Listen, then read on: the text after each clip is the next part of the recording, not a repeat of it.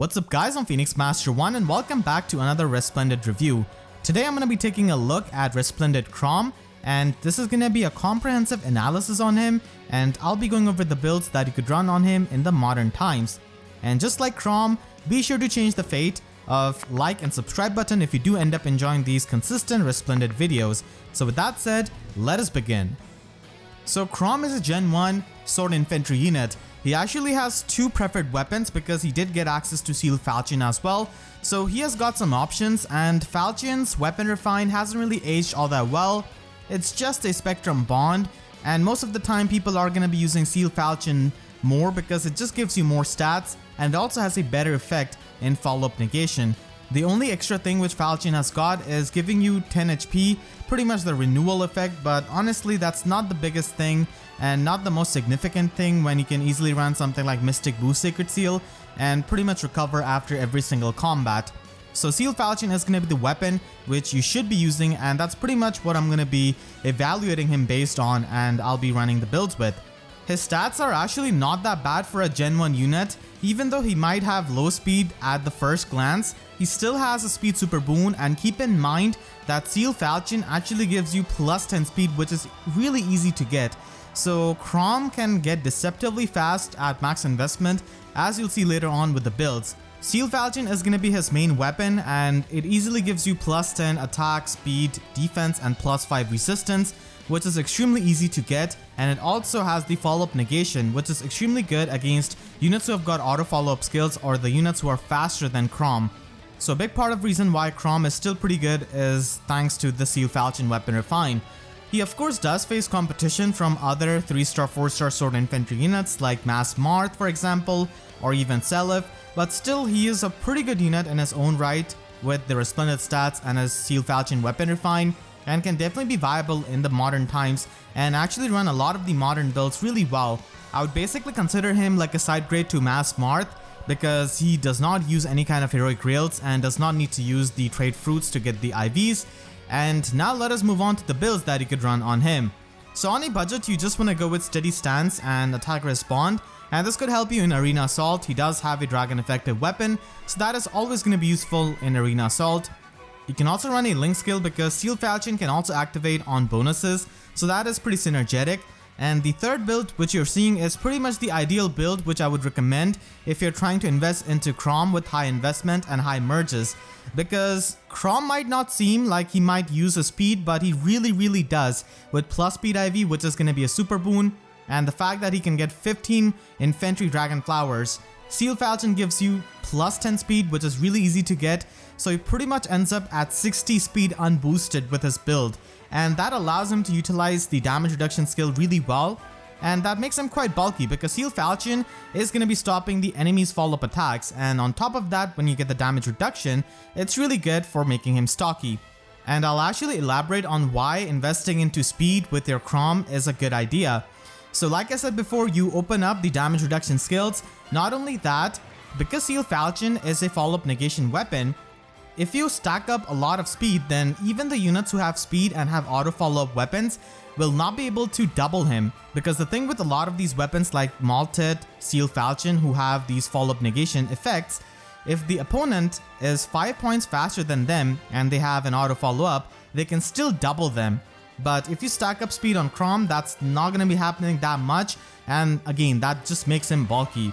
Stacking up speed also means that he can damage the other units much better who are also running damage reduction skills, so he pretty much closes that gap.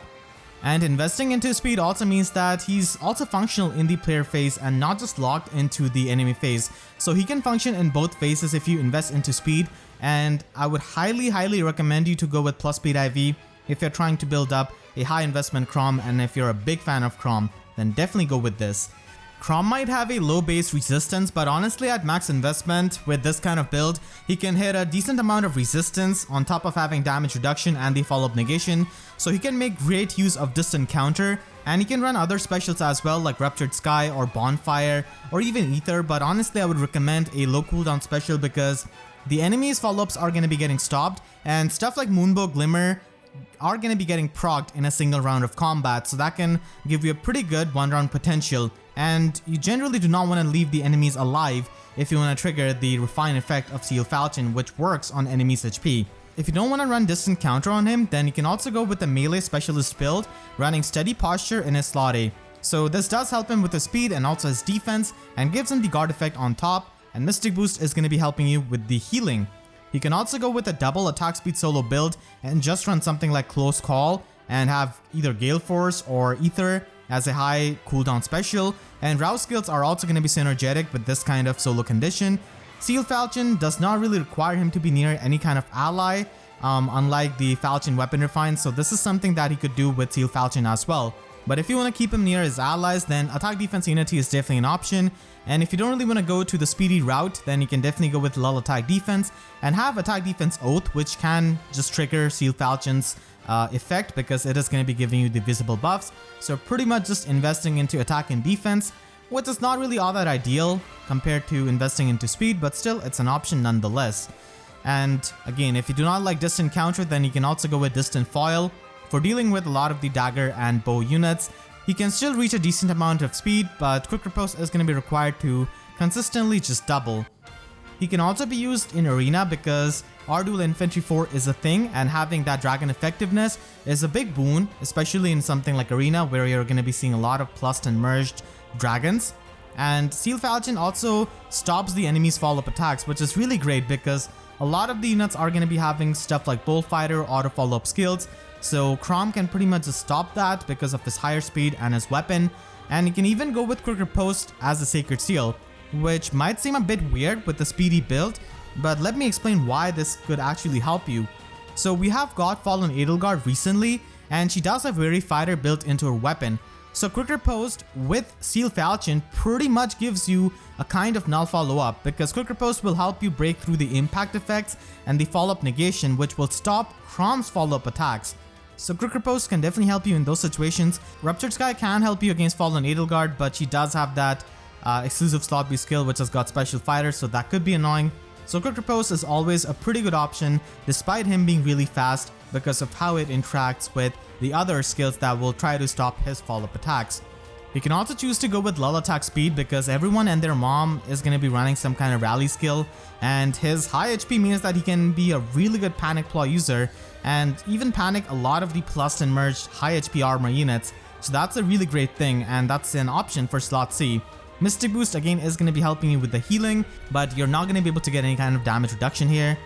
And finally, if you want to use him in Aether Raid's offense, then he can actually be a pretty good unit to be used as a main carry, especially in the light season, because in the light season you have even more resistance with dagger and air, but he can definitely function in the Astro season as well. So both of the seasons are pretty flexible, and generally you want to go with this first build.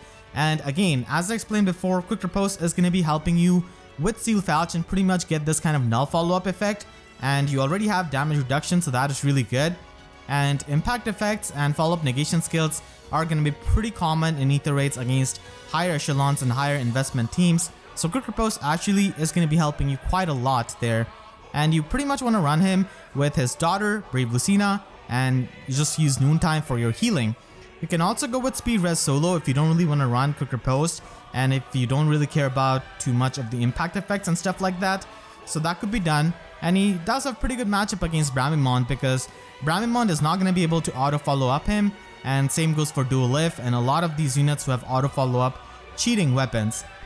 Quick riposte will also help you against extremely fast, highly invested units like Summer Mia for example, which he will have trouble doubling despite just stacking a lot of speed on him. So quick riposte, in my opinion, is pretty much the best Sacred Seal option for Aether Raids, even though it might seem a bit odd at first, but I've just explained why you would need that. And he has got monstrously high HP at max investment with summoner support. Like 84 HP is extremely high, and that is going to be making him immune to any kind of panic manner, at least at the moment of making this video. So you can easily buff him up, but of course you will have to soak chills for him like Dark Shrine and Bright Shrine, which should be easy with Dagger and Mila. So again, Light Season is going to be helping him with the Shrine soaking as well. And if you want to use him on a Gale Force team, then that's also an option because he has got monstrously high attack. We're talking about 72 attack for triggering Heavy Blade, which is really good, and that's like with plus speed IV. And his high HP can open up the usage of Infantry Pulse for pulsing down Dagger and also Veluria, who I would definitely recommend you use with him so that he can have a 2-turn Gale Force, which he can immediately trigger in a single tap with Heavy Blade 4 and Wings of Mercy.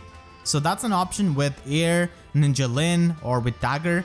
So he can definitely function as a Gale Force unit because his attack is really high and the extra HP actually helps out his teammates.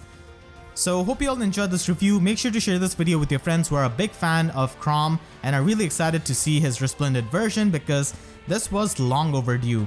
I want to thank all of my YouTube members for their constant support, and if you enjoyed, then please be sure to leave a like and a comment. Helps me tremendously, and be sure to subscribe and hit the notification bell because YouTube sub boxes are about as functional as follow-up attacks against Sealed Falchion. So that's it, I'll see you guys next time. Thank you so much for watching and have a great day.